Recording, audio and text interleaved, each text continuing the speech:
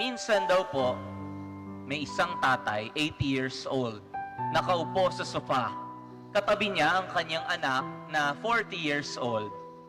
At habang sila'y nakaupo, namalaya nilang may dumapo sa bintana, isang ibon. Nagtanong ang tatay, ano iyon? Sumagot ang anak, ibon.